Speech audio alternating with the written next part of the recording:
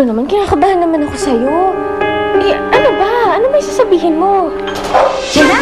Jenna! Oh! Uy, pinapatawag ka ni Sir Joshua! Eh, sige, susunod na ako.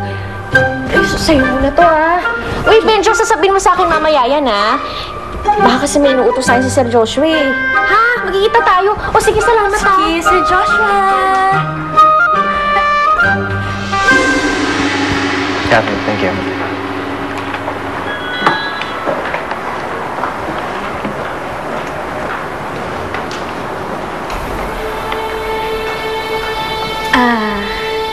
Sir Joshua, pinapatawag niyo daw po ako. Oo. See, please.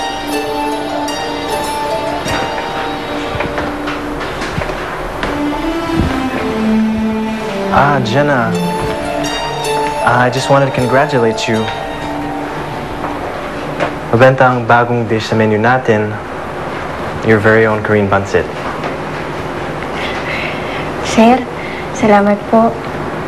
And because of your invaluable contribution, at dahil rin sa rekomendasyon ni Mr. Shim, na simula bukas ay promoted ka as assistant cook. Hindi pa ba pinapatawag ni Sir Joshua si Jenna? Hindi ko alam. Alam nga namang usisain ko pa yung boss natin, di ba? Wala ba talaga sinasabi si Sir Joshua? Wala eh. Bakit ba ang kulit-kulit mo? Wala namang siyang tinatanong. Gusto mo ito na lang tanongin ko dyan. Meron dyan. Sir! Hindi po ba kayo nagbibiro?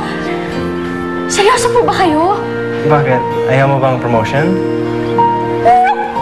Naku, sir! Gusto ko po! Sir, naku! Salamat! Maraming salamat ko. Ito na yun, sir!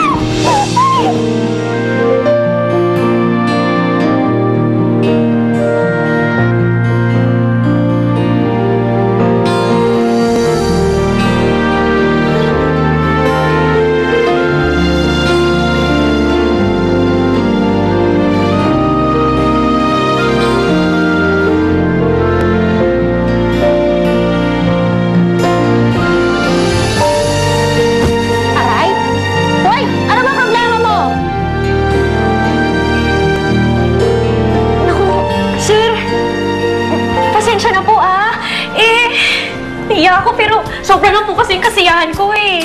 It's okay, Jenna. It's okay.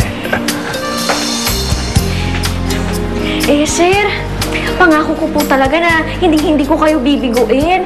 At saka susuklian ko po talaga ng sipag at tiyaga yung trabaho ko po. I know, Jenna.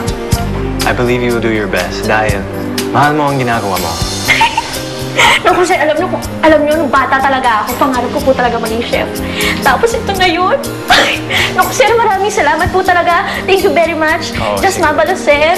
Sige po, mauna na po ako. Sige, Thank you po Jenna. ulit. Salamat. Just mabalos po.